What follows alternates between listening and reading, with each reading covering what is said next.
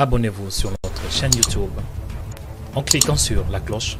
Likez, commentez et partagez la vidéo.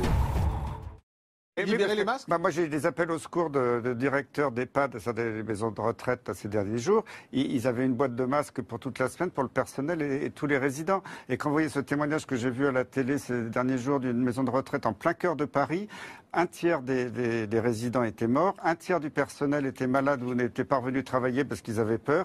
On a vu le témoignage horrible de personnes âgées abandonnées qui étaient plus nourries, plus soignées.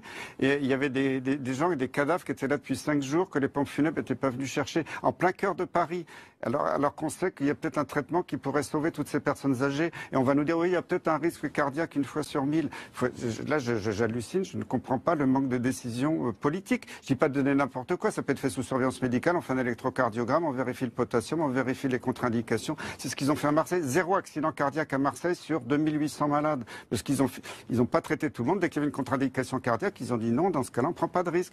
Et c'est la bonne solution. Professeur Perron, c'est aujourd'hui le seul traitement contre le Covid-19 Il y a le fameux remdesivir qui est d'abord d'utilisé que par voie veineuse, donc en cas de pandémie, c'est pas très pratique à utiliser. Il y a eu quelques cas sur une étude qui n'était pas très bonne, un peu internationale, qui a dit ouais, ça marche un peu, mais il y a quand même beaucoup d'effets secondaires. Donc je dis pas que ce produit sera pas intéressant, mais le temps qu'on ait le résultat de ces études et puis comment administrer par voie intraveineuse à des millions de gens, ça va être compliqué, même si jamais il marchait. Puis l'autre produit, là, le Caletra, il est toujours dans l'étude d'ISPO. Donc pour vous, c'est la bithérapie pour l'instant, on n'a que ça. du professeur Raoult. Et puis, comme quand vous avez 0,5% de morts à Marseille, regardez les cartes de France. Mais ce qui veut dire que beaucoup de gens, on ne va pas dire tous, mais beaucoup de gens qui meurent aujourd'hui auraient pu être sauvés. Bien sûr.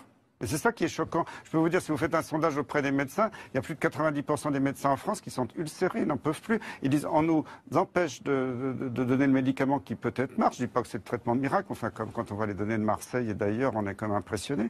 Et puis, on leur a donné l'autorisation d'utiliser le Rivotril, un produit qui peut un peu abréger les souffrances en fin de vie, qui était quasiment interdit pour les médecins généralistes. Alors, je ne suis pas contre les soins palliatifs. Si quelqu'un est en fin de vie, je suis d'accord pour l'accompagner. Mais ça a été reçu